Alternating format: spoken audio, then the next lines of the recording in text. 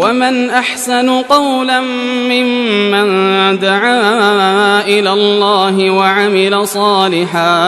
وعمل صالحا وقال إنني من المسلمين ولا تستوي الحسنة ولا السيئة ادفع بالتي هي أحسن فإذا الذي بينك وبينه عداوة كأنه ولي حميم. اور اس شخص سے بات کا اچھا کون ہو سکتا ہے جو خدا کی طرف بلائے اور عمل نیک کرے اور کہے کہ میں مسلمان ہوں، اور بھلائی اور برائی برابر نہیں ہو سکتی، تو سخت کلامی کا ایسے طریق سے جواب دو جو بہت اچھا ہو. ایسا کرنے سے تم دیکھو گے کہ جس میں اور تم میں دشمنی تھی وہ تمہارا گرم جوش دوست ہے.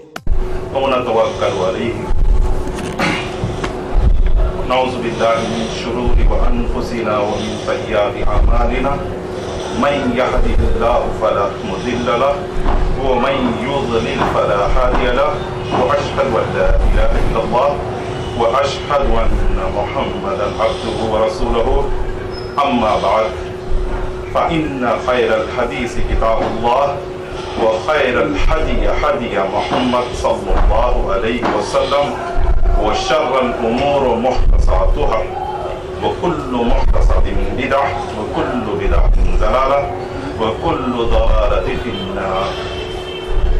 محترم بزرگوں اور دوستو، عزیز ساتھیوں اور خواتین محترم، السلام علیکم ورحمۃ اللہ وبرکاتہ.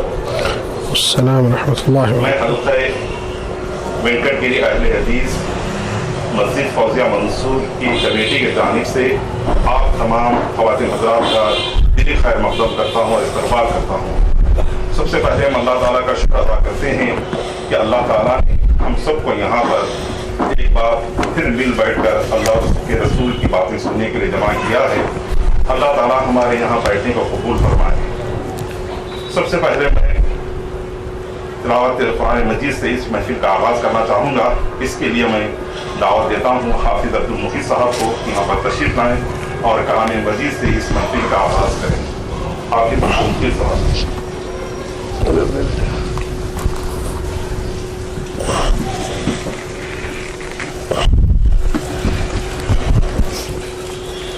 السلام علیکم ورحمۃ اللہ وبرکاتہ. السلام.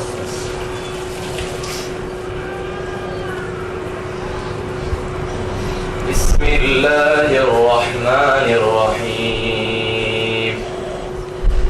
واذکر فی الکتاب ابراہیم انہ کان صدیقا نبیا اذ قال لأبیہ یا ابت لم تعبد ما لا يسمع ولا يبصر ولا يغني عنك شيئا يا أبت إني قد جاءني من العلم ما لم يأتك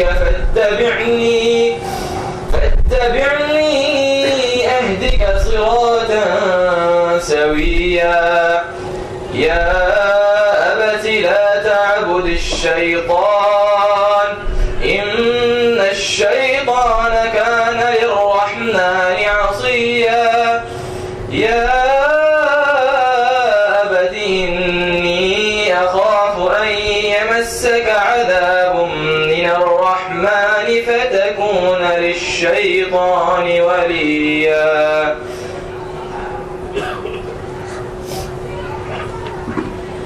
جزاک اللہ خیر. احسن جزا فی الدنیا والآخرہ. میں حلقے کا مختصر سا تعارف کرانا چاہوں گا. یہ حلقہ قدیم حلقہ ہے.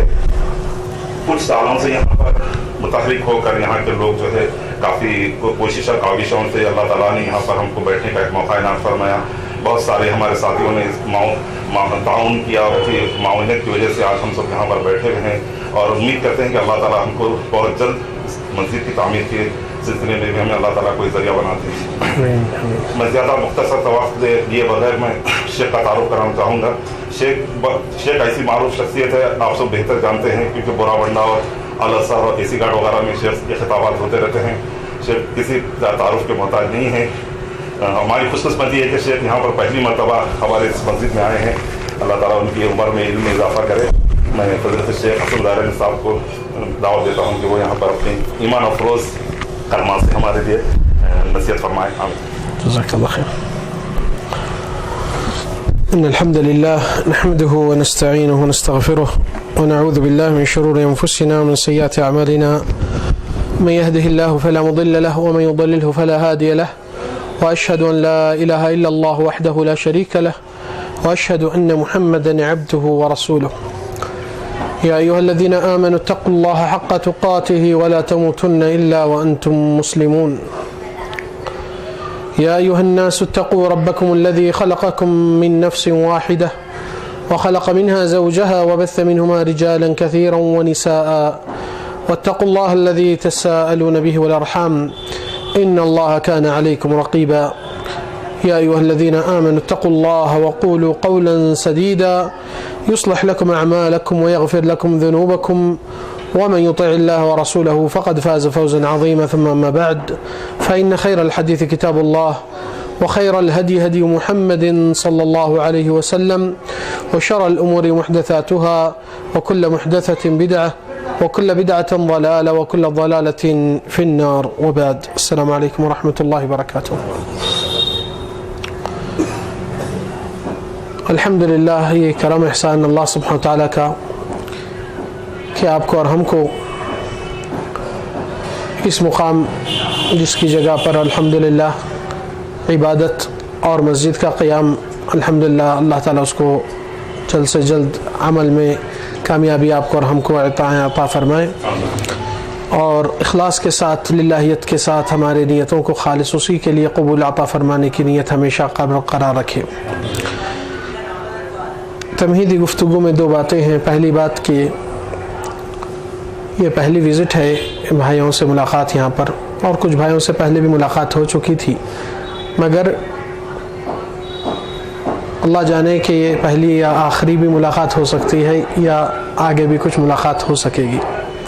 نیت رکھو کہ الحمدللہ ایمان والوں کے ساتھ جڑے اور اللہ تعالیٰ کے ہدایتیں رسول اللہ صلی اللہ علیہ وسلم کی باتیں اپنی محفل کا ساز و سامان جو آخرت کا توشے میں آتا ہے اس کو اکٹھا ہم اپنے آپ کو اپنے بھائیوں کو دینے اور دلانے کے لیے یہ محفل کا انعقاد ہوا ہے. کوئی دنیا کا رشتہ کا معاملہ نہیں, نہ کوئی کاروبار کی ڈیل ہونے والی ہے, نہ کسی قسم کی کوئی ایسی چیز ہے جو لوگ یہ محسوس کر سکتے ہیں کہ یہاں سے کچھ دنیا کا کچھ حصہ لینے آئے ہیں. مگر دوسری بات جو تکلیف دہ ہے وہ یہ حلقہ سب سے قدیم ہے اور یہ مسجد سب سے آخر میں آ رہی ہے. افسوس کی بات ہے کہ حلقہ قدیم ہونے کو ہم بھائیوں کو بلیم نہیں کرتے ہیں جتنا ہم دوسروں کو بلیم کرتے ہیں جو آگے ہاتھ بڑھتے ہوئے یہاں تک نہیں جڑ سکے تھے, یا بھائیوں کا چھوٹا سا قصور ہے کہ جس طریقے سے پبلکسٹی یا انٹرسٹ لینا اس معاملے کو تھوڑی سی دیر ہوئی. اللہ ہماری کوتاہیوں کو معاف فرما, مگر آگے گنجائش مت رکھو کہ کوئی کوتاہی ہم سے ہوئی ہے یا ہو جائے. قرآن مجید میں اللہ سبحانہ وتعالی سورہ یاسین میں آیت نمبر 12 میں فرمائیں انا نحن نحیی الموتى ونکتب ما قدموا وآثارهم. انا نحن نحیی الموتى, اللہ تعالیٰ صیغہ جمع سے اپنے آپ کو خطاب کرتے ہیں کہ ہم, جبکہ اللہ تعالیٰ کی ذات ایک ہے اور جمع کا صیغہ انسان جب اس کے ساتھ کئی لوگ رہتے ہیں وہ صیغہ جمع ہوتا ہے کہ ہم لوگ, مگر جب ایک بات کرتا ہے تو میں کہتا ہے. مگر اللہ سبحانہ وتعالیٰ قرآن مجید میں کئی مرتبہ صیغہ جمع استعمال کرتے ہیں اپنے خود کے لیے جبکہ وہ ذات واحد ہے, مگر اللہ تعالیٰ کی تعظیم اور شان کے لیے وہ جمع کا صیغہ استعمال کر سکتا ہے اور اس کا حق بھی ہے کیونکہ ساری دنیا کے جتنے بھی سب کچھ ہے وہ اللہ تعالیٰ کے مخلوق ہے اور محتاج ہے اور فقیر ہے, اور اللہ سبحانہ وتعالیٰ ان سب کا پالنہار, مشکل کشا اور حاجت روا بھی ہے. تو اس آیت میں اللہ تعالیٰ فرمائے انا نحن نحیی الموتى, بے شک مردوں کو ہم ہی زندہ کرتے ہیں, اور وَنَكْتُبُ مَا قَدَّمُوا, اور ہم آپ کے جو اپنے خود کے لیے آپ پیش کرتے ہیں، یعنی کہ آپ اپنا نیک صالح عمل دنیا میں کرتے ہوئے اپنے آخرت کے لیے روانہ کر دیتے ہیں، اس کو ہم ہی رجسٹر کرتے ہیں۔ اللہ کے حساب کتاب میں، اللہ سبحانہ تعالیٰ کے رجسٹر میں کوئی عمل ضائع نہیں ہوتا ہے، چھوٹا رہے یا بڑا رہے۔ وَنَكْتُبُ مَا قَدَّمُوا، جو آپ لوگ اپنے لیے آگے کے لیے پیش کرے ہیں، تو اہل علم کہتے ہیں پیچھے کی چیز کیا ہے اور آگے کی چیز کیا ہے، یہ حدیث کے روشنی میں انشاءاللہ اس کا خلاصہ ہوگا ابھی تھوڑی دیر میں۔ نَكْتُبُ مَا قَدَّمُوا وَآثَارَهُمْ، نہ کہ صرف ان کا عمل جو پیش کرے ہیں آخرت کے لیے، مگر یہ عمل کے پیچھے اس کے آثار اور نتائج کیا آئے، اس کے پیچھے یہ عمل کیا کرتے ہوئے چلتے رہا۔ انسان اولاد اللہ تعالیٰ اس کو نوازتا ہے، دیتا ہے اولاد، مگر یہ اولاد کے اندر تربیت اور بڑائی کس کی ڈالتا ہے یہ؟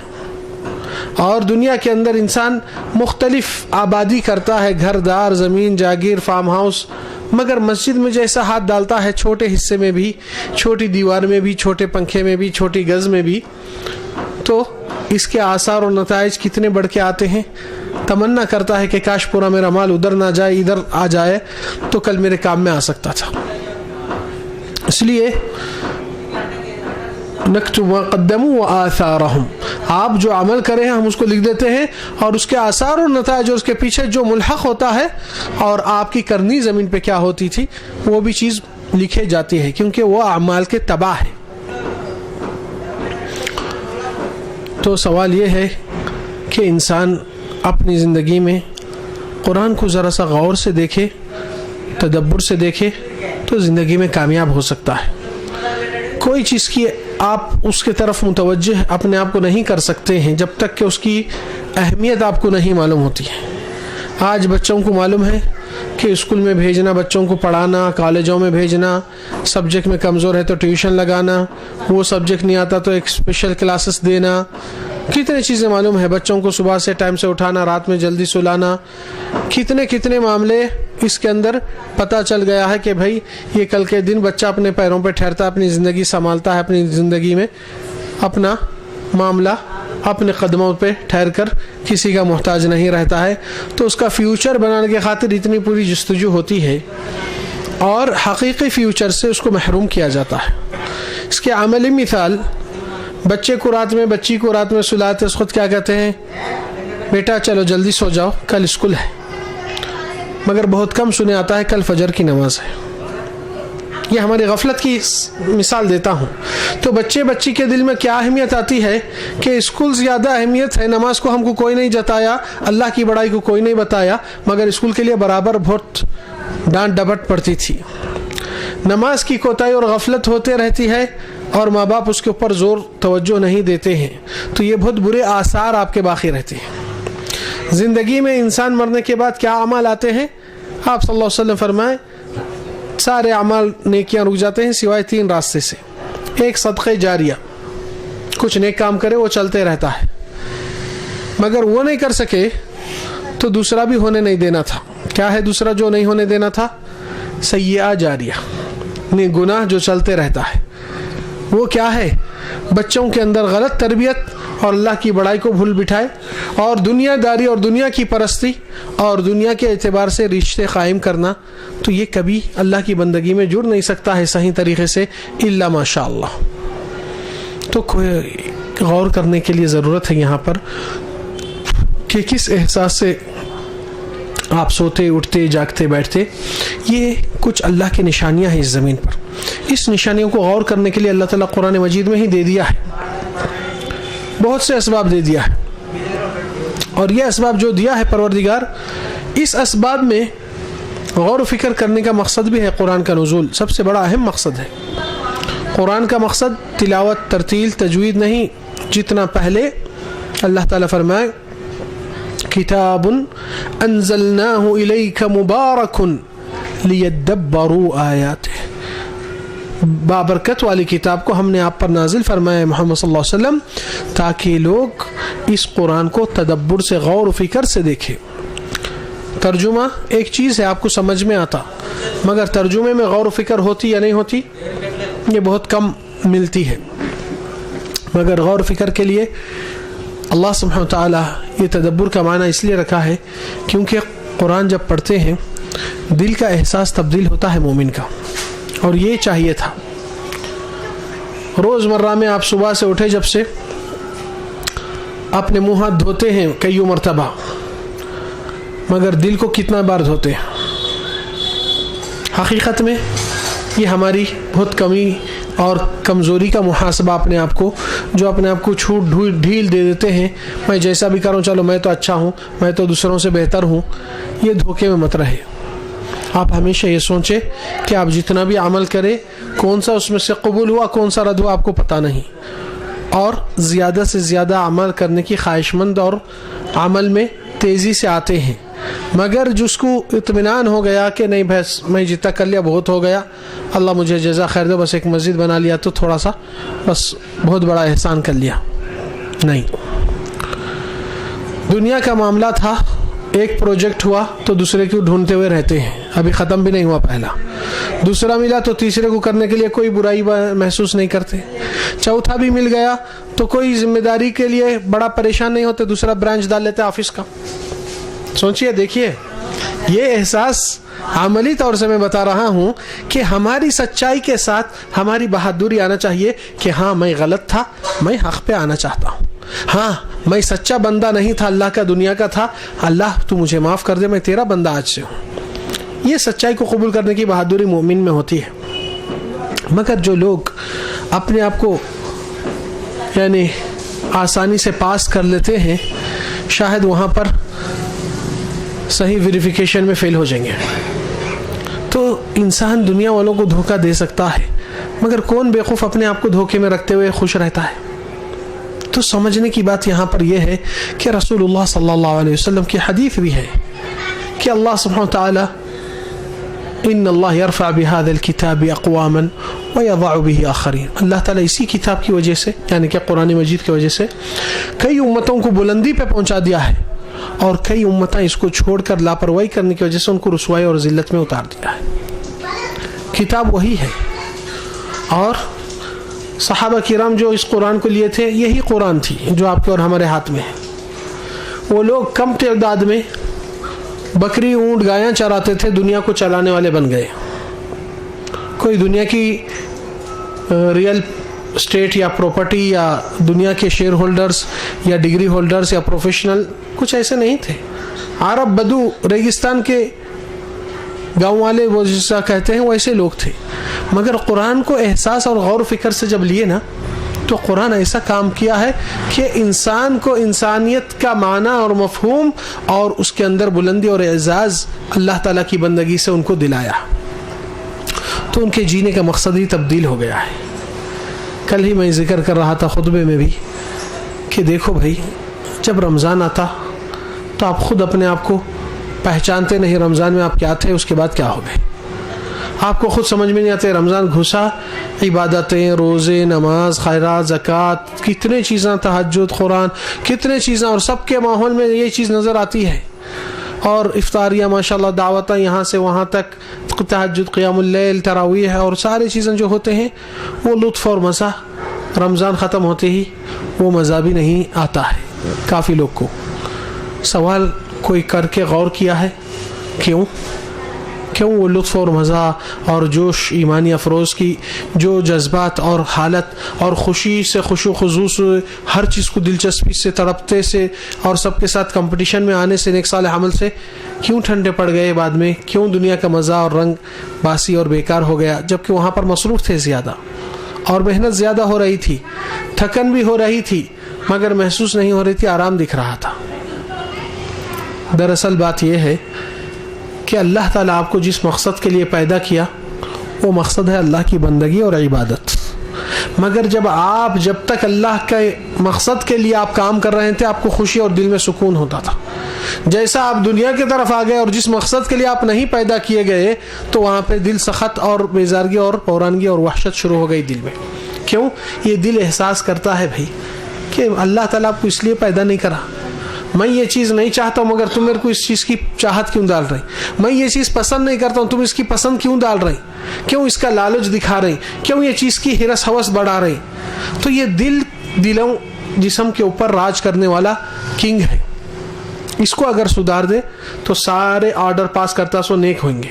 अगर ये बिगड़ जाए तो सब मामला बिगड़ते हुए सबके ऊपर बुराई का असर ना जाहिर होता है, क्योंकि नबी सल्लल्लाहु अलैहि वसल्लम की हदीस है, अला इन्न फिल जसदी मुद्गा, जिस्म में एक हिस्सा, एक टुकड़ा है, इदा सलुहत, अगर वो टुकड़ा सालिह नेक सालिह हो जाए, सलुह साइरुल जसद, सारा जिस्म के ऊपर नेक सलाह के अमाल दिखते हैं। व इदा फसदत, अगर वो टुकड़ा बेकार और बिगड़ जाए और बुरा हो जाए तो सारी बुराई सबके जिस्म के आज़ा हिस्सों पे ज़ाहिर होती है।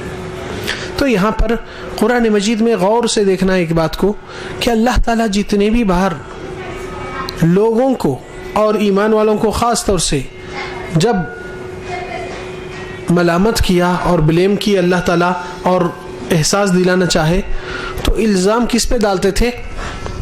अफला यतदब्बरून अल-कुरान, क्या ये लोग कुरान को तदब्बुर से गौर से नहीं देखते हैं? तो कसूरवार कौन है इसमें? अम अला कुलूबिन अक़फ़ालुहा, यह दिलों पे दुनिया के ताले लग चुके हैं, वहाँ से बीवी बच्चों का ताला, फिर यहाँ से कारोबार का ताला, फिर यहाँ से दुनिया के ख्वाहिशात का ताला, फिर यहाँ से नफ्स के आराम का ताला, कितने ताले लगा चुके हैं जो कुरान को घुसने के लिए रास्ता ही खुल रहा ही नहीं। तो अल्लाह ताला इल्ज़ाम इस दिल के ऊपर डाला है। दूसरी आयत में अल्लाह रब्बुल इज़्ज़त फरमाते हैं, फ़इन्नहा ला तअमल अबसार वलाकिन तअमल क़ुलूबुल लती फ़िस्सुदूर, आँखों से इंसान नाबीना नहीं होता है मगर दिल के अंधेपन से बेशक वो नाबीना हो जाता है। अंधाई जब दिल पे आ जाती है बसीरत पे तो उसको अंधा कहा जाता है। तो अल्लाह ताला हमेशा इसी के ऊपर इल्ज़ाम आयद करे और क़यामत के रोज़ कामयाबी की चीज़ किसी को रखे। यौम ला यंफ़अु मालु वला बनून, जिस दिन न कोई माल और औलाद काम आते हैं, क्या काम आती है? इल्ला मन अतल्लाह बिक़ल्बिन सलीम, मगर जो सही सलामत दिल लेकर आएगा वो कामयाब रहेगा। अजीब बात है, यहाँ मामला आप और हम अल्लाह की बंदगी कर रहे हैं भाइयों। बंदगी करने के वक्त होता क्या? आपके घुटने टिकते, आपकी पेशानी ज़मीन पर लगती, आपकी कमर झुकती है या नहीं है? आपका दिल क्यों नहीं झुका भाई? आपका दिमाग क्यों नहीं झुका? क्या ये दो अल्लाह के बंदे नहीं हैं? इन लोग को पहले झुकाना चाहिए था अल्लाह की बारगाह में, जब जाके आपकी बंदगी हम कहेंगे हाँ पूरे जिस्म बंदगी में आया हुआ है। मगर अफसोस इस बात की है कि अल्लाह के सामने ठहरते हैं मगर दिल दिमाग अल्लाह की बंदगी में जुड़ा ही नहीं और आप जुड़ाने के लिए उसको तैयार भी नहीं, इल्ला माशा अल्लाह। लिहाजा गौर करना चाहिए कि इस्लाम में जब अल्लाह ताला शराब को हराम करार दिया था तो बतौर तदरीज हुआ है, एक ही दम में अल्लाह ताला ये नहीं बोलिए हराम है।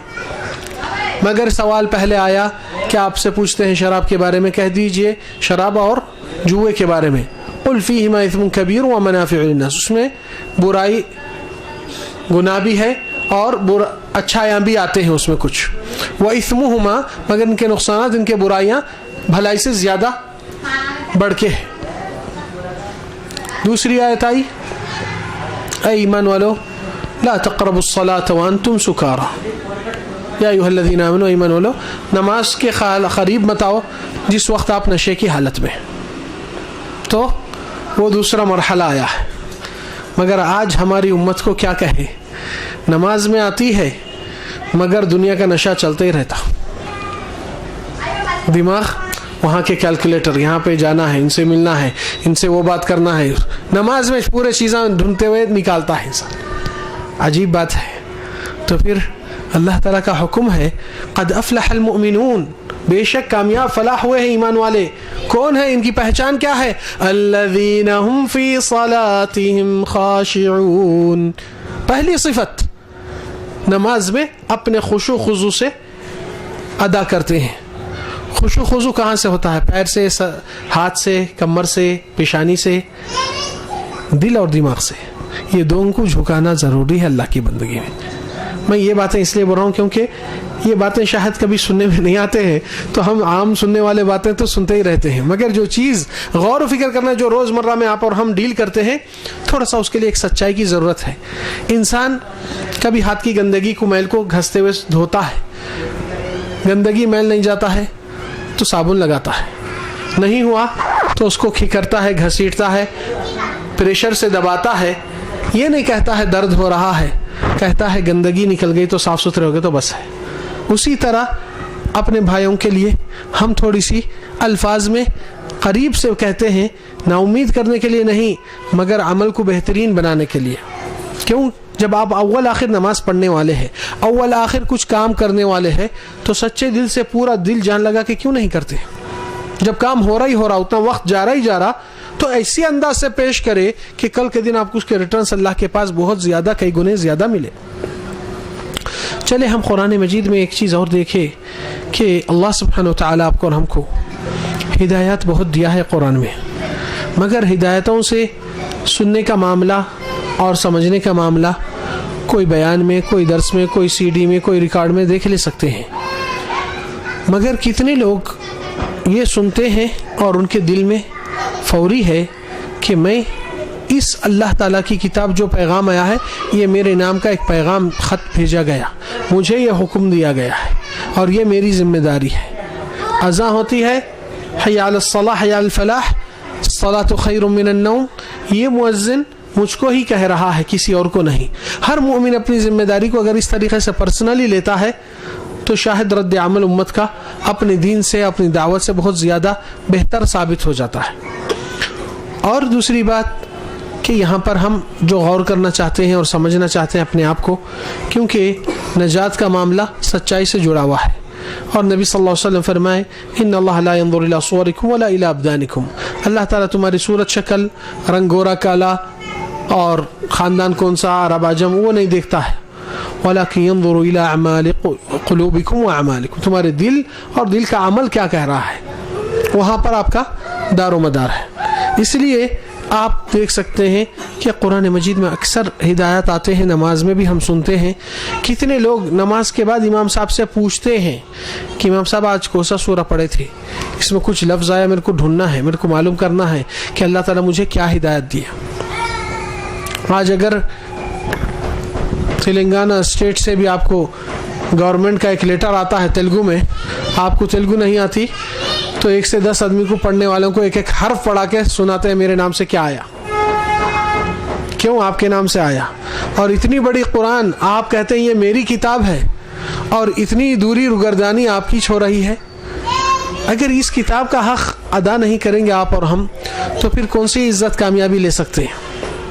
اسی میں اللہ تعالیٰ کی مضبوط ہدایت کی راستہ ہے، اور قوت کی مضبوطی اسی میں ہے۔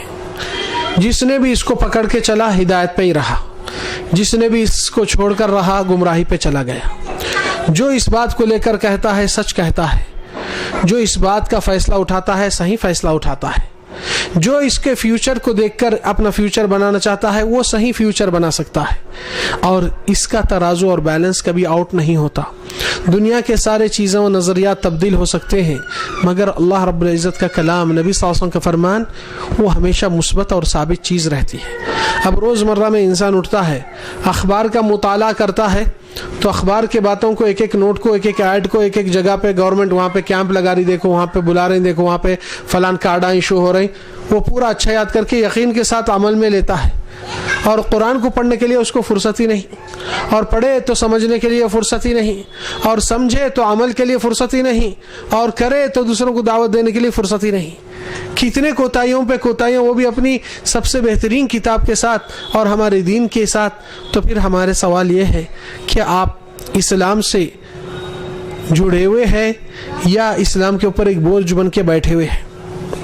وعلیکم السلام۔ عاجز رول کرنے والے بہت ہیں، مگر مومن کرنے کے بہانے اور کرنے کے اسباب کو تلاش کرتا ہے، اور وہی آپ کی اور ہماری بہادری، ہمارے جنت کی طرف تیزی سے قدم دوڑنا ضروری ہے۔ دعوت ہوئی تو پہلا دستہ ڈھونڈتے ہیں، نماز ہوئی، خطبہ ہو رہا، آخری صف چلتا جلدی نکلنے کو، عجیب بات ہے۔ میچ ہو رہا تو بیزارگی کا نام نہیں, ایک پلک جھپکتی نہیں.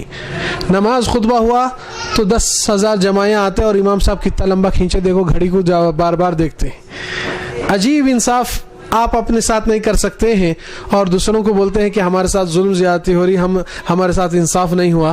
تو اس سے زیادہ اور کون ظالم ہوتا ہے؟ جیسے اللہ تعالیٰ فرمائے وَمَنْ أَظْلَمُ مِمَّنْ ذُكِّرَ بِآيَاتِ رَبِّهِ فَأَعْرَضَ عَنْهَا. اس سے زیادہ ظالم کون ہو سکتا ہے جس کو اللہ کے ہدایت کی طرف اس کو دعوت دی جاتی ہے, بتایا جاتا ہے, پھر وہی روگردانی منہ میں پھیر کر موڑ لیتا ہے. وَنَسِيَ مَا قَدَّمَتْ يَدَهُ, بھول جاتا ہے اس کے کرنیاں کیا تھے. اِنَّا مِنَ الْمُجْرِمِينَ مُنْتَقِمُونَ, ایسے مجرموں سے ہم ضرور بدلہ چکانے والے ہیں. تو دنیا کے اندر جھوٹی خوشامد جو اپنے ساتھیوں سے کر لیتا ہے اور سچ بات کو چھپاتا ہے, کامیابی شاید بہت دور تک اس کو نہیں ملتی ہے کیونکہ کامیابی کے طلب میں نہیں تھا, مگر اپنے آپ کے من میں جو کامیابی محسوس کر رہا تھا اس کو کامیابی سمجھ کر اس پہ قانع ہو گیا. ہم آپ کو اور ہمارے نبی صلی اللہ علیہ وسلم کے صحابہ کرام کی مثال دیتے ہیں تاکہ اس مثال سے ہم کو بہت کچھ سیکھنے کو ملتا ہے. قرآن اور نبی صلی اللہ علیہ وسلم اور صحابہ کرام کا عمل اور رد عمل قرآن کے آیات نزول ہوتے ہیں. تو قرآن مجید میں اللہ سبحانہ وتعالی فرمائے والذین اذا ذکروا بآیات ربهم لم یخروا علیہا صما وعمیانا, اور جو اللہ کے کلام کو سنتے ہیں اس کے اوپر بہرے اندھے نہیں بنتے ہیں. ان کی صفت مومنین کی کہ اندھے بہرے نہیں بنتے ہیں, اس کے ساتھ سنتے ہی اس کے دل میں تڑپ آتی کہ اللہ تعالیٰ کیا بولے, اللہ تعالیٰ اس میں کیا ہدایت دے رہے. آج یہی سوال کئیوں اماموں کو میں پوچھتا ہوں تو 99.9% امام کہتے ہیں کہ یعنی شاید سال میں 2-3 جنے پوچھے ہوں گے کوسی سورہ پڑھا میں, وہ بھی کئی کو پوچھے معلوم نہیں ہے. الحمدللہ یہدیکم اللہ ویصلح بالکم. تو سوال یہ ہے, آج وہ تو چھوڑیے پوچھنے کا امام سے, اس شخص کو خود پوچھئے آپ نماز میں کون سا سورہ پڑھا امام اس کو یاد نہیں ہے, یا وہ سری نماز پڑھا ہے تو اس سے پوچھئے تم کیا پڑھے تھے, اس کو خود یاد نہیں ہے, نماز پڑھ لیا. تو عجیب بات ہے کہ کیا آپ کس سے مناجات کرتے ہیں, کیا یہ رب آپ کو دیکھ رہا نہیں, سن رہا نہیں؟ دنیا کے اندر کسی دعوت تقریب میں جاتے ہیں تو صاف ستھرے کپڑے, تو پھر میلا دل کیوں لے کے آتے ہیں اللہ کے پاس, وہ بھی صاف ستھرا لائیے. گلے ملتے ہیں عید کے دن مگر دلاں کیوں نہیں ملتے؟ یہی تو خرابی اور خامی ہے ہماری امت میں کہ سچائی کو قبول کرنے کی بہادری نہیں لاتے, اپنے آپ کے قصور کو پہلے تلاش نہیں کرتے ہیں جتنا دوسروں پہ ڈھکلنے کی عادت ہے. تو اس کی مثال دعوتی کام جو آپ اور ہم اس ایریے میں کرنا چاہیے وہ آپ لوگ کی قریب اور ڈائریکٹ ذمہ داری ہے. انتظار کرنا, یہ سستی لانا, دوسروں کو بھی سست کرنا, ٹھنڈے بنانا, یہ مومن کی صفات نہیں. ابو بکر صدیق رضی اللہ عنہ, صبح فجر کی نماز ہوتی ہے, نبی سلام پھیرتے ہیں کوسی فجر کی نماز سے. اب نماز کے بعد نبی صلی اللہ علیہ وسلم کے سوالات دیکھیے, اور نبی صلی اللہ علیہ وسلم کے ساتھ کون ہے؟ سب صحابہ ہے تقریباً, اور ابو بکر عمر رضی اللہ عنہ دونوں بھی بیٹھے ہوئے ہیں. تو آپ صلی اللہ علیہ وسلم فرماتے ہیں یہ فجر کے نماز کے بعد کے سوالات ہیں. من منکم اصبح اليوم صائما, تم میں سے کون روزہ ہے آج؟ تو عمر فاروق کہتے ہیں لیکن ابھی اب تک تو کچھ نہیں کھائے مگر روزے کا وہ نہیں کرے تھے نیت. ابو بکر صدیق کہتے ہیں کہ اللہ کے نہیں میں روزہ ہوں. دوسرا سوال نبی صلی اللہ علیہ وسلم پوچھتے ہیں من تصدق اليوم منکم بصدقہ, تم میں سے کوئی صدقہ کیا ہے کیا آج؟ تو عمر فاروق کہتے ہیں اللہ کے نبی ابھی اللہ اللہ کر کے فجر پڑھے, اب غریباں اہل صفہ یہاں پہ ہے, کچھ بھی صدقہ کرتے ہوئے چلے جائیں گے. تو ابو بکر صدیق کہتے ہیں کہ ہاں میں نے صدقہ کیا. جب میں آیا تھا میرے پوتے کے ہاتھ میں کچھ روٹی کا ٹکڑا تھا جو وہاں پہ اہل صفہ غربا تھے, تو میں اس سے لے لیا, ان کو دے دیا یہ صدقے کی نیت سے, تو صدقہ ہو چکا ہے. تو آپ صلی اللہ علیہ وسلم تیسرا سوال کرتے ہیں من عاد منکم اليوم مریضا, تم میں سے کون آج کسی مریض کی عیادت پرسی کیا ہے؟ تو عمر فاروق بولتے ہیں اللہ کے نبی ابھی تو فجر کی نماز ہوئی, اب جائیں گے دیکھیں گے کون بیمار ہے, کیسے ہے, حال چال ہے, خیر خیریت. تو ابوبکر صدیق کہتے ہیں اللہ کے نبی میں عیادت کر چکا ہوں, مجھے معلوم ہوا کہ عبد الرحمن بن عوف رضی اللہ عنہ بیمار ہے اور میں جانتا ہوں کہ وہ لوگ تہجد کے وقت سے جاگتے ہیں گھر والے ان کے, تو میں نے گیا فجر سے پہلے ان کی عیادت کر کے آیا. کوئی چیز نیکی کی ابھی فجر بھی نہیں ہوئی اور اتنے نیک کام سارے ہو چکے. نبی صلی اللہ علیہ وسلم ایک وقت جب کہتے تھے کہ جنت کے 8 دروازے ہیں, ایک جہاد کا دروازہ مجاہدین کے لیے, ایک باب الریان روزداروں کے لیے, ایک باب الصدقہ صدقہ دینے والوں کے لیے, ہر الگ الگ دروازے موجود ہیں. تو آپ صلی اللہ علیہ وسلم سے ابوبکر صدیق یہ کیا سوال کرتے ہیں کہ اللہ کے نبی ایسا ممکن نہیں کہ ایک شخص 8 دروازوں سے جنت کا انٹرنس لے. آپ اور ہم بولتے ہیں کونے میں مل گیا تو بھی بس ہے, کونے میں مل گیا تو بھی بس ہے. مگر ابوبکر صدیق پوچھتے ہیں کہ اللہ کے نبی 8 دروازوں سے گھسنے کی خواہش دکھاتے ہیں اور نبی صلی اللہ علیہ وسلم کہتے ہیں کہ ہاں ایسا ممکن ہے اور آپ ان میں سے, اللہ سے امید رکھا ہوں کہ آپ انہی میں سے. تو کیا مطلب یہ ہے کہ بندہ ہاتھ اٹھا رہا کہ اللہ مجھے جنت الفردوس عطا کر, اللہ کے نبی کے ساتھ زمرے میں میرے کو شفاع یعنی ان کے ساتھ وہی جنت میں میرے کو مقام دے دے, نبی کے ساتھ میں جنت میں برابری سے وہاں پر مجھے مقام ملنے دے. مگر مسجد کے لیے چندہ صدقہ دے بولے تو پھٹی نوٹ نکلتی, جنت کے واسطے پھٹی نوٹ اور وہ بھی فردوس اعلیٰ, وہ بھی نبی کے ساتھ. شرم آنا چاہیے بھائی, کیسی بات کر رہے ہیں آپ. اگر منسٹر کی بچی سے بھی شادی کرنا چاہتے ہیں تو آپ کی قابلیت اوقات پہلے سے دیکھ لے کے اپنے آپ پہ تھو کر کے جاتے نہیں آپ. یہاں پر اللہ تعالیٰ اتنا فضل رکھا ہے, مانگو اور چھوٹا عمل کرو سچے دل سے, آپ کو اس سے زیادہ میں دینے والا. مگر پھر بھی ہماری کنجوسی اپنے آپ پر آتی ہے.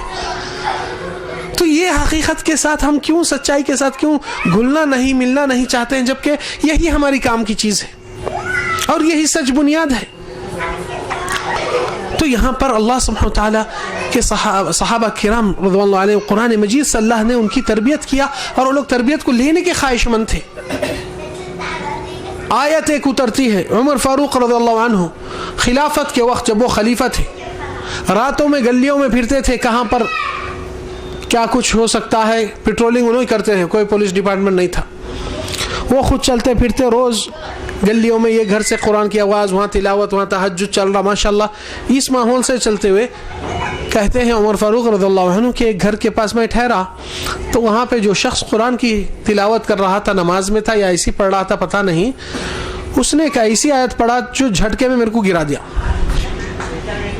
وہ آیت پڑھ رہا تھا ان عذاب ربک لواقع ما له من دافع, بے شک اللہ کا عذاب گر پڑے گا اور اس کو کوئی ٹالنے والا نہیں. تو عمر فاروق کہتے ہیں جیسا وہ بولا لواقع اللہ کا عذاب, تو میں سمجھا یہی میرے اوپر ہی چاہ گیا, میں وہیں بیٹھ گیا, گھٹنے سے ٹک گئے اور گری گئے.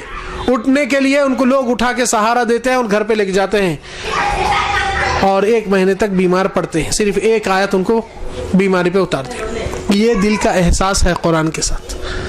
تو کہتے ہیں سب لوگ آ کر دیکھے, ملے, کیا ہوا خیریت, مجھے معلوم ہے میری علت کیا ہے. عمر فاروق جو ایک راستہ لے لے تو شیطان دوسرے راستے پہ چلا جاتا ہے.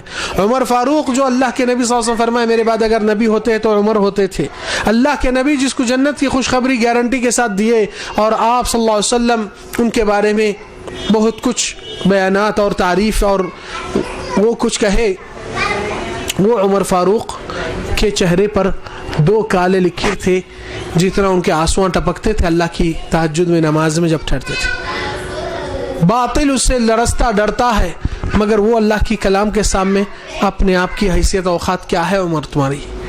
تو وہ عمر تھے جو ایک قرآن کی آیت سے احساس کرتے ہوئے اس طرح گر پڑے اور مہینے بھر عیادت ہوتی ہے.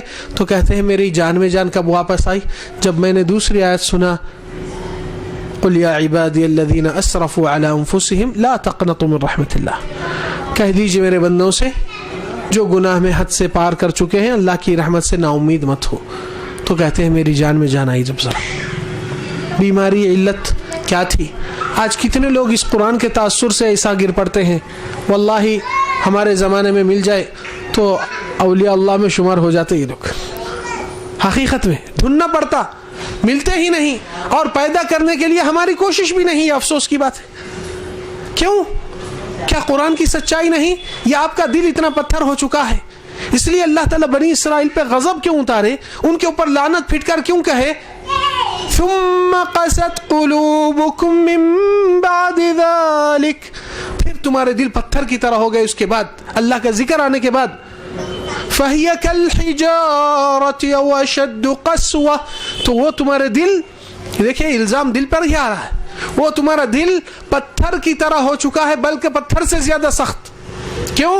وَإِنَّ مِنَ الْحِجَارَةِ لَمَا يَتَفَجَّرُ مِنْهُ الْأَنْهَارُ, کیونکہ پتھروں میں ایسے پتھرے ہیں, پوٹھے تو پانی کے چشمے بھی, پانی کے ندیاں بھی چھوٹے چھوٹے نکل کے جاتے رہتے ہیں. وَإِنَّ مِنْهَا لَمَا يَشَّقَّقُ فَيَخْرُجُ مِنْهُ الْمَاءُ, اور کچھ پتھرے توڑے تو اس کے اندر پانی ملتا ہے, نکلتا ہے. وَإِنَّ مِنْهَا, اور کچھ چٹانہ پتھرے ایسے بھی ہیں, لَمَا يَهْبِطُ مِنْ خَشْيَةِ اللَّهِ, اپنی جگہ سے گر پڑ جاتا ہے اللہ کی شان کو دیکھ کر. یہ پتھر کا عالم ہے, تمہارے دل کا عالم کیا ہوا؟ اس لیے اللہ سبحانہ وتعالی قرآن مجید میں کیا فرمائے سورہ انفال کی شروعات میں, انما المؤمنون الذين اذا ذكر الله وجلت قلوبهم, ایمان والے تو وہ ہے جب اللہ کا ذکر کلام پاک کی تلاوت ہوتی ہے تو ان کے دل میں ایک وجل, ایک خوف, ایک دھڑکن آ جاتی ہے. دل کو تو ہمیشہ 24 گھنٹے کی سروس اللہ تعالیٰ رکھا ہے, وہ خود پمپنگ کر رہا ہے آپ کو زندگی میں, اور اس کے اندر ایک وجل, ایک خشیت طاری آتی ہے, الہیت للہیت کے سچا ہوتا ہے تو اس کے اندر اس کے جان کی زندہ ہے یا نہیں ہے آپ کو اس سے پتہ چلتا ہے. ایمان والے وہ ہے جب اللہ کا ذکر اور کلام پاک کی تلاوت ہوتی ہے اس کے دل میں ایک وجل, ایک دل میں ایک نرمی سے وہ جلدی گھبرا جاتا ہے. وَإِذَا تُلِيَتْ عَلَيْهِمْ آيَاتُهُ, اور جب اللہ کے آیتیں تلاوت کیے جاتے ہیں, زَادَتْهُمْ ایمانا, ان کا ایمان اللہ پہ اور مضبوط بلند ہوتا ہے. وَعَلَىٰ رَبِّهِمْ يَتَوَكَّلُونَ, اور یہ لوگ اللہ پر توکل بڑھ کے اور مضبوطی سے آگے بڑھتے ہیں. ایک تابعین کے زمانے میں قرآن پڑھ رہا تھا اور یہ کہہ رہا تھا, جب قرآن کی آیت آئی سورہ مریم میں, اذا تتلى علیہم آیات الرحمن, اللہ کے بندے اور نیک صالحین لوگ ایمان والے ہوتے ہیں وہ جس کے آیات رحمان کے آیتیں جب ان کے اوپر تلاوت ہوتے ہیں, خروا سجدا وبکیا, وہ لوگ سجدے میں روتے پڑ جاتے ہیں, گر پڑتے ہیں. تو وہاں سجدے تلاوت ہے اس جگہ پہ, تو یہ تابعی بیچارے قرآن رکھ کر سجدے میں جاتے ہیں, سجدے تلاوت ہے, پھر اٹھ کر بیٹھتے ہیں. قرآن کو کھولنے سے پہلے پھر اپنے آپ کو روتے ہوئے کہتے تھے, یعنی احساس دیتے ہوئے کہتے تھے, یا نفس, اے میری نفس, هذا السجود فأين البكاء, سجدہ تو لالی, رونا کہاں ہے تیرا, سجدے میں رونے کا تھا تجھ کو. خروا سجدا وبکیا, رونے کی حالت میں ان کا سجدہ گرتا, یعنی ابھی سجدے میں اترے نہیں, ان کا دل خوف طاری سے اللہ تعالیٰ کی بڑائی سے جھک جاتا ہے, وہی دل اتر جاتا ہے. اس لیے قرآن مجید کے تاثرات, قرآن کے احساس سے ہم کو جینا ہے, نہ کہ قرآن ایک نظری کتاب ہے, بس پڑھ لیے تو بہت ہے, سمجھے نہیں سمجھے چلتا نہیں. مومن کے لیے نہیں چلتا. مومن یہ مٹھاس کو کبھی دل سے چھوڑنا نہیں چاہتا ہے, اور ہمیشہ چھو کر جی کر اس سے اپنی زندگی جان میں جان آتی ہے. اس لیے اللہ سبحانہ تعالی قرآن مجید میں مختلف آیات پہ مختلف انداز مختلف پیش کرتے ہیں مومنین کی صفات. اس لیے کہ آپ کو دنیا کے موبائل کے پورے میسیجز, مختلف گروپوں کے میسیجز, مختلف پرسنل کے میسیجز پورے پڑھ کے اس کا جواب دے سکتے ہیں, مگر اللہ کا اتنا بڑا میسیج آیا, اس کو پڑھنے کے لیے فرصت نہیں, تو اس کا جواب دینے کے لیے آپ کو فرصت کب نکلیں گی؟ تھوڑا سا بہت اپنا محاسبہ, ایک تھوڑا سا سچائی کے ساتھ اپنے آپ کو تھوڑا جھانچنا پڑتا ہے. کیوں؟ کیونکہ یہاں پہ اگر اپنے ساتھ سختی کا حساب اپنا محاسبہ کریں گے نا, تو وہاں کا حساب تھوڑا آسان دکھیں گے, کیونکہ پہلے سے میں میرے حساب کتاب میں رکھا تھا یہ بات کو. مگر جو غافل ہے وہاں کے حساب سے اچانک پریشان ہو جاتا, ارے بھائی میں یہ سوچا نہیں تھا, میں اس کے بارے میں خیال ہی نہیں کیا تھا, اس کے بارے میں میرے کو تصور ہی نہیں تھا. اس لیے اللہ تعالیٰ قرآن مجید میں کیا فرمائے, وَبَدَا لَهُم مِّنَ اللَّهِ مَا لَمْ يَكُونُوا يَحْتَسِبُونَ. اللہ کی پیشی میں حساب میں ایسے چیزیں آ چکے ہیں جو لوگ شان و گمان میں بھی سوچ نہیں تھے کہ یہ چیز بھی سامنے آئے گی. اس لیے تو سورہ کہف میں آپ کیا پڑھتے ہیں؟ وقالوا ما لهذا الكتاب لا يغادر صغيرة ولا كبيرة إلا أحصاها. کیا بات ہے، یہ رجسٹر یا اعمال نامہ چھوٹی بات کو نہیں چھوڑا ہے، بڑی بات تک نہیں چھوڑا ہے. الا احصاها، اس میں رجسٹر ہوا. تو اللہ تعالیٰ کیا فرما رہے؟ ووجدوا ما عملوا حاضرا، جو عمل کر رہے تھے وہ آپ کے سامنے پھر دوبارہ حاضر ہوا. یا ایھا الانسان انک کادح الی ربک کدحا فملاقیہ. ہے حضرت انسان، تو زندگی میں محنت مشقت کرنے والا ہے، مگر تجھ کو تیری مشقت عمل سے ہی ملاقات کرنا پڑے گا. اللہ تعالیٰ تجھ کو اس تیرے عمل سے ملائے گا. پھر اس کے ساتھ ساتھ آپ یہ بھی چیز دیکھ سکتے ہیں کہ قرآن کی تاثیر زندگی میں انسان کی تبدیلی لا لیتی ہے، اور یہ تبدیلی کے لیے اگر سچے دل سے آپ رخ نہیں تبدیل کریں گے تو شاید آپ کی غفلت آپ کو بہت بڑے گھاٹے نقصان سے وہ ڈال دیتی ہے. اور رسول اللہ صلی اللہ علیہ وسلم کیوں جتا کے بتا کے کھلے الفاظ میں فرمائیں اقرأوا هذا القرآن، اس قرآن کو تم لوگ پڑھا کرو، سمجھ کرو، اس کو لیو. کیوں؟ کیونکہ جو آج یہ سائلنٹ بک ہے، کتاب ہے جو شیلف میں رکھی ہوئی ہے، کبھی دھول گرد آتے رہتی ہے، کھولنے کو فرصت نہیں، پوچھنے کو فرصت نہیں، آپ صلی اللہ علیہ وسلم جتا کر کہتے ہیں کہ اس کو پڑھا کرو، اس کو لیا کرو. کیونکہ یہ جو سائلنٹ بک آج خاموش ہے، جو آپ کے لبوں پہ حرکت کر سکتی ہے، آپ کے فیلنگ پہ احساس لا سکتی ہے، اس کو آپ یہ مت سمجھو کہ اتنی ناقص یا ادنا بک ہے. یہ کتاب آپ کے لیے قیامت کی روز شفاعت دینے کے لیے ایک بات کرنا شروع کرتی ہے اللہ کے سامنے. آپ کی وکیل بننے والی کتاب ہے یہ. مگر آپ یہ وکیل پہ بھروسہ ہی نہیں کرے تو آپ کی وکالت کیسا دے گی؟ آپ اس وکیل کو اپنا ہی نہیں تو پھر آپ کا کیس کیسا لڑے گی؟ سوچئے کہ آپ کا ہی مادہ ہے اور آپ کا ہی معمل ہے، اور سب سے دنیا کی بڑی طاقت آج زمین پر اگر ہو سکتی ہے تو اللہ کا کلام ہے، جس کے بارے میں اللہ تعالیٰ فرمائے لو انزلنا هذا القرآن على جبل لرأيته خاشعا. اگر اس قرآن کو ایک پہاڑ پہ نازل کر دے اور اس پہاڑ کو پتہ چل جائے تو یہ پہاڑ کیا ہوتا ہے؟ پرزے پرزے خشوع خضوع سے تڑخ کر رفٹ پاؤڈر اور بالکل مٹی کی طرح راکھ بن جاتا ہے. یہ پہاڑ کا عالم ہے.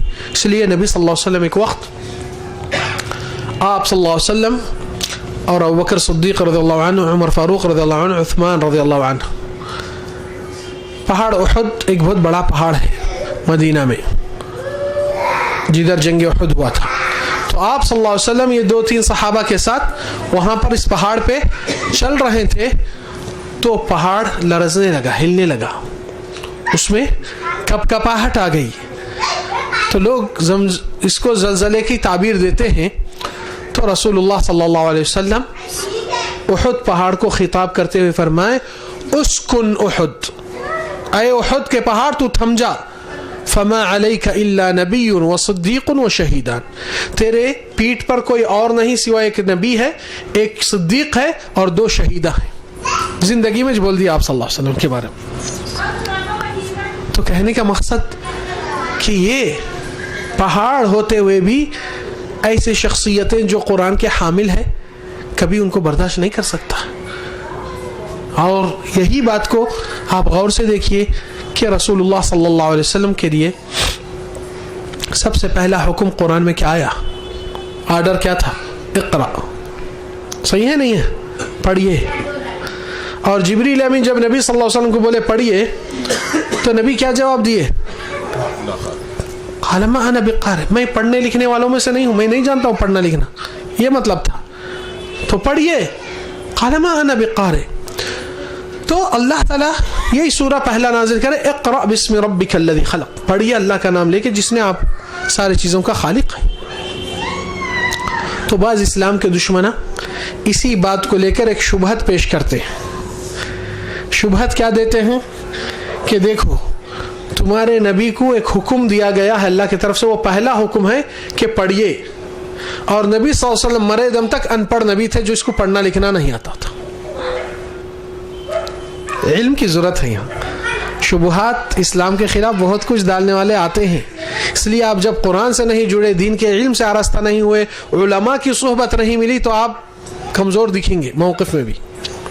تو لوگ پہلے دیکھو, اللہ تعالیٰ نبی کو بولے اقرا پڑھیے, اور نبی مرے دم تک آپ پڑھنے لکھنے والے نہیں تھے, تو پہلے ہی حکم عمل میں ہی نہیں آیا, تو یہ کیسا ہو سکتا؟ تو اس کا جواب ہمیشہ قرآن سے ہی دے سکتے ہیں, اور اسی کے اندر ہی جواب ہے. اللہ کے نبی صلی اللہ علیہ وسلم کو حکم کیا دیا گیا؟ اقرا بسم ربک الذی خلق, پڑھنے کا, جو خالق کی کتاب ہے اس کو پڑھو. اور نبی صلی اللہ علیہ وسلم ہر سال عاشرہ آخر رمضان کے جبریل کے ساتھ قرآن کا مدارسہ کرتے تھے, ریویژن کرتے تھے. جتنا اترا اتنا حافظ بن گئے تھے, اور وہ سناتے تھے جبریل کے ساتھ پھر سے. پھر آخری سال جس میں آپ کا انتقال ہوا, اس میں 20 دن اعتکاف میں بیٹھے, قرآن کو 2 مرتبہ پورا سنائے, اور پڑھ کے ہی سنائے. اللہ تعالیٰ جو پڑھو بولا, ہم کو قرآن پڑھو بولا. ہم دنیا کے سارے کتاب پڑھیں گے, قرآن کو کچھ نہیں پڑھ رہے, اور ہمارے نبی صرف قرآن ہی پڑھے اور ساری دنیا کو یہی ہدایت دیے کہ یہ چیز میری امت کے لوگ کے لیے سب سے بڑا ہدایت کا سامان ہے. مگر افسوس, یہ امت نبی کی تعلیم سے بھی غافل ہے. ایک بڑے تابعین کے امام تھے, وہ بچے کو اپنے دوسرے چیزوں پہ نہیں مصروف کرتے تھے, جتنا دین کے علم اور قرآن سے ہی پڑھانا شروع کر دیے تھے. تو لوگ بولے, بھائی بچے کو یہ کم سن میں تم پورا قرآن. تو بولے, ہاں میں میرے بیٹے کو قرآن سکھاؤں گا, اور قرآن اس کو ساری زندگی کیا ہے سکھا دے گا. حقیقت ہے, قرآن تربیت بھی ہے, علم بھی ہے, اخلاق بھی ہے, سلوک بھی ہے, رحمت بھی ہے, اور شفا بھی ہے. مگر شرط ہے کس کے لیے؟ یہ قل هو للذین آمنوا هدى وشفاء, کہہ دیجیے جو لوگ اس کے اوپر ایمان عقیدہ رکھتے, اس کو جڑ جاتے ہیں, ان کے لیے ہدایت بھی ہے, ان کے لیے شفا بھی ہے. والذین لا یؤمنون فی آذانہم وقر وهو علیہم عمی, اور جو اس کے اوپر بھروسہ یقین ایمان نہیں لاتے ہیں, ان کے کانا بہرے ہیں اس سے سننے سے, اور ان کے لیے اندھا پن دکھتا ہے کہ کتاب ہے کہ نہیں کی, اس حساب سے لے کے چلتے ہیں اپنے کو. دوسری آیت میں اللہ تعالیٰ فرمائے سورہ توبہ میں غالباً, یا ایھا الناس, اے لوگو, قد جاءتکم, اللہ کی طرف سے تمہاری طرف وہ چیز آ چکی ہے, موعظۃ من ربکم, واعظ و نصیحت کی باتیں تمہارے رب کی طرف سے, وشفاء, اور شفاء والی چیز ہے, لما فی الصدور, جو سینے میں تمہارے کو کھٹکتے رہتا ہے, ڈاؤٹ ہوتے ہیں, وہدن, اور ہدایت بھی ہے, ورحمت, اور رحمت بھی ہے. مگر کس کے لیے؟ للمؤمنین, جس کا ایمان اس سے جڑا ہوا ہے, وہ ایمان کے حرکت سے آ کر اس کو چھوڑتا ہی نہیں. اس لیے نبی صلی اللہ علیہ وسلم فرمائے, اقرأوا القرآن فإنه يأتي شفيعا لأصحابه يوم القيامة, یہ قرآن کو پڑھو, یہ شفاعت دینے والی ہے تمہارے پاس قیامت کے روز. اللہ تعالیٰ کے سامنے گواہی دیں گی کہ اللہ یہ مجھ میں ہی وقت لگاتا تھا, اللہ یہ مجھ کو سیکھنے کے لیے ٹائم دیتا تھا, اپنی زندگی اس میں گزارا تھا, اتنا بولتی ہے حتیٰ کہ اس کو جہنم سے بچا لیتی ہے. اور دوسری بات میں آیا ہے, اقرأوا القرآن فإنه يأتي شفيعا لأصحابه يوم القيامة تقدمان, سورة البقرة وآل عمران, كأنهما غمامة, يرحمك اللہ. جیسا آپ صلی اللہ علیہ وسلم فرمائے کہ قرآن کو پڑھو, یہ کتاب کل کے دن تم کو شفاعت دینے کے لیے آئے گی, اور سب سے آگے سورہ بقرہ آل عمران, جیسا کہ ایک بادل تم کو سایہ دیتا ہے جس وقت کسی کا سایہ نہیں ہوا. عجیب, یہ سائلنٹ بک کل متحرک ہوتی اتنی, جس دن پریشانی میں ہمارے بیوی بچے کام نہیں آتے, یہ کام آتی ہے اس حد تک, تو پھر اس کو کیوں چھوڑ کے بیٹھے بھائی؟ آپ کی کام کی چیز ہے. آج دنیا کے جھوٹے پالیسیوں کو ڈھونڈتے ہیں, اور سچائی کی گارنٹی کو آپ چھوڑتے ہیں. یہاں پر یہی ہماری کوتاہی ہے کہ ہم قرآن سے صحیح طریقے سے جڑ نہیں پائے, اور کوشش بھی نہیں کر رہے ہیں. دین کی دعوت سے جڑنا, جب اس کتاب سے جڑیں گے تو یہ جنریٹ کریں گی. صرف ایک فارمیلٹیز ہے کہ آئے حرکتیں کر دیے, نماز جمعہ خطبہ کر لیے, بہت وہ ہو گیا, تو یہ آپ کو خود دل کو سیٹسفائی نہیں ہوتا, آپ دل مطمئن نہیں کرتے. کیوں؟ کیونکہ پیش کرنے کے 2 شکل ہوتے ہیں, ایک سچے دل کا اور ایک بوجھ کے دل کا. سچے دل کا کیا ہے؟ سچے دل کا یہ ہے کہ جب آپ کسی چیز کی ضرورت پڑتی ہے اور کسی بھائی کے پاس پیش کرتے ہیں کہ بھائی میرے کو اچانک والدہ کا آپریشن آ گیا, مجھے 1-2 لاکھ کی ضرورت ہے, ارجنٹ آپریشن کرنا ہے, تو وہ آدمی کہتا ہے کہ بھائی اتنے دنوں کے بعد یاد نہیں کرے, اب یاد آیا تو مطلب سے ٹھیک ہے دے دیں گے, لیجیے بول کے ایسا پھینک کے دیتا. لینے والا عزت النفس کو دیکھ کر اٹھانے کو گوارا نہیں کرتا, بولتا بھائی یہ تو بالکل ذلیل کر کے پھینک کر دے رہا ہے نا. یہ انسان بولتا ہے نہیں بھائی ٹھیک ہے جان دیجیے, میں اللہ مالک بندوبست کر لیتا ہوں. مگر زندگی میں آپ اور ہم کتنے نمازوں کو ایسے آتے ہیں جیسا ایک بوجھ ہے کھاندے پہ, اس کو جلدی پھینک کے جھٹپٹ نکلنا ہے. تو آپ دنیا کی چیز دنیا والے کو اس انداز میں دیے تو دنیا والا قبول نہیں کر سکتا, نہ آپ کی نفس قبول کر سکتی ہے. اور اللہ کے لیے تھوڑی سی بےتابی سے تڑپ سے نہیں آتے ہیں, نماز کے لیے پیاسے آپ نہیں ہوتے ہیں, جیسا کہ ایک بہت بڑی زحمت ہے بس کھاندے پہ سے گرانا ہے. تو قبولیت کے لیے آپ خود سوچئے, کو سے تہ دل سے کھل کر آپ اللہ کی طرف پلٹ کر آ رہے ہیں اور اللہ تعالیٰ کی اس چیز کو دل کھول کر آپ پہل کرتے ہیں, تو وہ جب چیز آپ کا اس کا مزہ لطف اور اس کی بےتابی تڑپ آپ کو دل میں سکون دلاتے رہتی ہے. اور یہ حقیقت ہے کہ انسان دنیا کے اندر چھوٹا سا معاملہ پیش کرتا ہے تو اس کے احسان مند زندگی بھر ہو جاتے ہیں, اور دنیا والوں کے احسانات بہت کم ہوتے ہیں. بہت کم لوگوں کو, گنے چنوں کو ان کا احسان خلوص یاد رکھتے ہیں. کیوں بھائی اس وقت ایکسیڈنٹ ہوا تھا بیچارہ, اس کو معلوم ہے دکان پہ میں بیٹھتا ہوں, دکان 6 مہینے تک بند رہیں گی, تو آ کے 2 لاکھ 3 لاکھ دیا, بولا شیخ صاحب بھائی صاحب آپ یہ پیسے رکھ لو, گھر کے کرائے خرچے بچوں کے اسکول نہیں رکتے, آپ یہ لے لو, جب کاروبار میں جمع تھے جب اللہ مالک مجھے لوٹا دینا سہولت سے. تو آپ یہ شخص کی اعزاز اور بہت دل میں جگہ اور بہت قدر کرتے ہیں کہ بھائی بنا مانگے عزت رکھتے ہوئے اپنا خیال کیسا کرا. دیکھو جب آپ ٹھیک ہو جاتے ہیں زندگی بھر اس کا اچھا استقبال, اس کی اچھی رسپیکٹ, وہ بیمار ہوتا تو اس کے لیے دل سے دعا نکلتے اللہ ایسے نیک انسان کو تو ٹھیک کر دے, اور اس کی کچھ تکلیف ہوئی تو آپ کو تکلیف محسوس ہوتی, گھر پہ آیا تو اچھا مہمان نوازی, اس کی خاطر خواہی اچھی کرتے ہیں, زندگی بھر اس کے احسان مند رہتے ہیں. ارے بھائی 2-3 لاکھ میں احسان مند, تو پھر کروڑوں میں جو نعمت دیا آپ کو اس کے احسان مند کیوں نہیں بنے؟ اس کے لیے نماز سے کی طرف آتے ہیں تو بیزارگی سے کیوں آتے ہیں؟ کیوں اس کا احسان یاد نہیں رکھے؟ سوچئے, آپ کو معلوم ہونا چاہیے کہ یہ عبادت ہم کو کرنا ہے تو ایک کھلی چاہیتے دل سے آنا چاہیے, کیونکہ یہ مزیدار چیز آپ کے لیے ہے. پہلے اللہ تعالیٰ کو ہم ہماری نماز عبادتوں سے اس کو کچھ حاصل نہیں, وہ ہم کو ہی دینے کا بہانہ ڈھونڈ رہا ہے کہ تم یہ کر لو میں تم کو اتنا دے لیتا ہوں, مگر تم وہ بہانہ بھی صحیح دے رہے نہیں, نہ اپنے آپ کو سچائی کی طرف جڑا رہے. اس لیے قرآن کی تہذیب, قرآن کی تربیت, قرآن کا انداز, صحابہ کرام کا عمل, نبی صلی اللہ علیہ وسلم کا انداز, جو یہ تعلق رشتہ کس طریقے سے گہرا رہنا چاہیے, یہاں پر ہماری گہرائی نہیں آتی. دنیا سے جتنا دور رہنا چاہیے اس میں گہرائی مضبوطی دکھتی ہے. کیوں؟ کیونکہ دنیا پہ بھروسہ زیادہ آ چکا ہے اور آخرت کی باتوں پہ بہت کم آ چکا ہے. یہ ایمان کی سب سے بڑی یعنی خطرناک الارم بج رہا ہے. اس سے اپنے آپ کو بیدار کر لو کہ ایمان خطرے پہ جا رہا ہے. اور گاڑی میں جب آپ پیٹرول بالکل کانٹا ریٹ پہ آ جاتا ہے تو جبھی سے پیٹرول پمپ ڈھونڈنا شروع کر لیتے ہیں. یہ ایمان خطرہ آیا ہے, جہنم تک گر سکتا ہے انسان, بچنا چاہیے.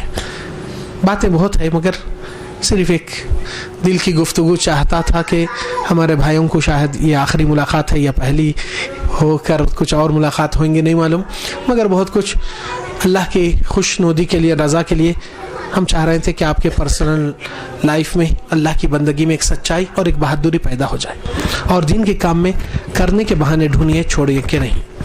اور اس کا مثال میں ایک ہمیشہ دیتے رہتا ہوں کہ ایک بڑی فیکٹری ہے, شوز چپل بناتی ہے, اور اس میں مارکیٹنگ مینیجر کو کمپنی کے اونر بھیجتے ہیں کہ بازو کے ملک کو جاؤ, دیکھو وہاں پہ ہم اور مارکیٹنگ کرنے کے لیے جگہ ہو سکتی ہے, تو ہم پروڈکشن زیادہ نکالیں گے, وہاں پہ بیچیں گے, کاروبار زیادہ ہوتا ہے.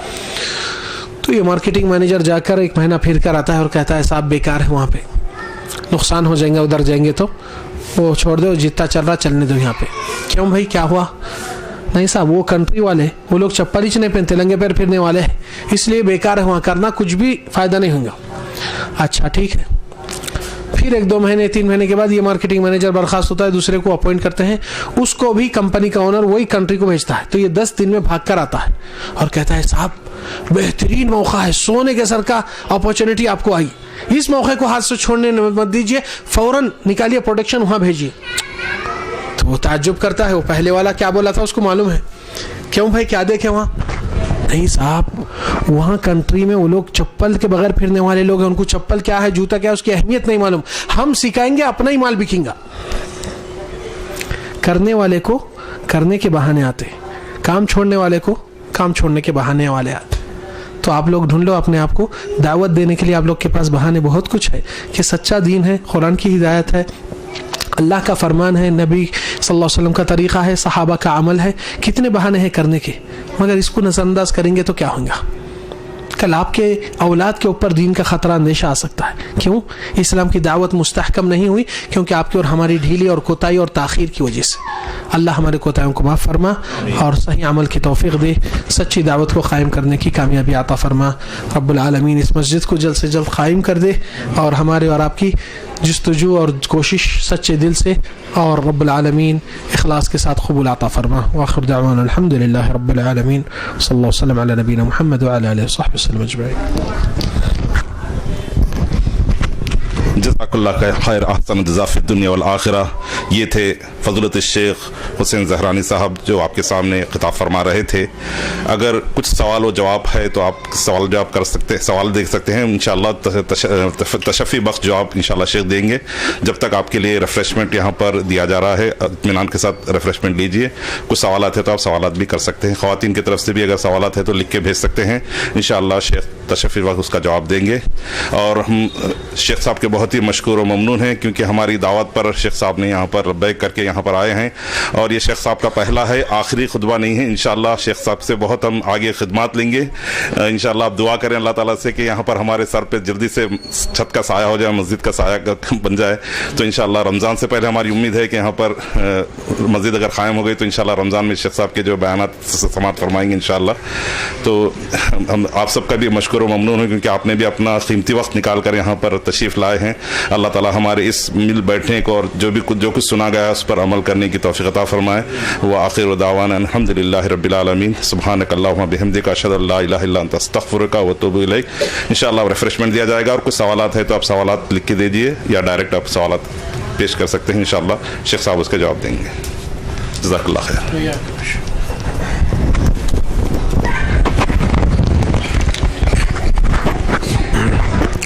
سوالات سے پہلے ایک دو باتیں بھی یاد آئے کہ آپ لوگ سوچو کہ اگر یہ کام کو آپ کا کام نہیں ہے تو پھر کس کا کام ہوگا؟ یہاں کا ہر شخص اپنی جگہ اور اپنی ایریا اور اپنے ماحول کا ذمہ دار ہوتا ہے ڈائریکٹلی. اور آپ کے لنک میں اگر دنیا کی پریشانی ہوئی، کتوں کو آپ جوڑتے ہیں سچے دل سے. یہاں پر ہم کو آخرت کی پریشانی ہو رہی اور آپ کے دل میں جستجو نہیں آ رہی، تو پھر کیا سمجھ رہا ہوں؟ تو آخرت کے طالب بنو اور دنیا کے استعمال آخرت کے لیے بناؤ. الحمدللہ وہیں آپ کا صحیح انویسٹ رہتا ہے. اور دوسری چیز کہ الحمدللہ عمل کے لیے اخلاص کی سب سے زیادہ ضرورت ہے، توکل کی ضرورت ہے. یہ دو ہتھیار آ گئے نا تو الحمدللہ دعوت قائم ہونے کے لیے عمارت تو ٹھہریں گی، مگر عمارت کو آباد کرنا بھی ضروری ہے. دین کے علم سے، قرآن کے ہدایتوں سے، نبی کی سنتوں سے، یہ چیزوں سے، اور عمل میں لے کر ایک دوسرے کی ہمت حوصلہ بلند کرنے کے لیے عمل میں آنا جوڑنا. کیونکہ کہنے سے والے بہت ہیں مگر عمل کرنے والے بہت کم ہوتے ہیں.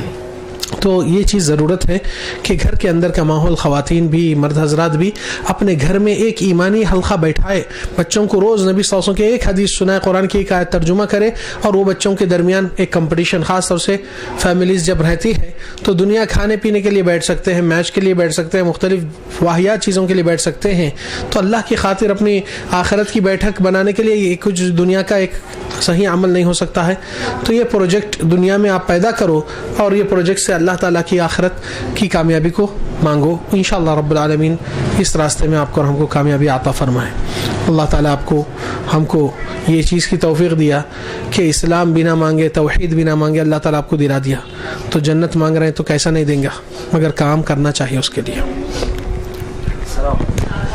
شیخ صاحب، بعض اکابر یہ کہتے ہیں کہ رکشے والا یا پان کے ڈبے والا وغیرہ کی رزق کمانے میں اس کے پاس وقت نہیں ہے، تو اس کے لیے قرآن کا سیکھنا اتنا اہم نہیں ہے.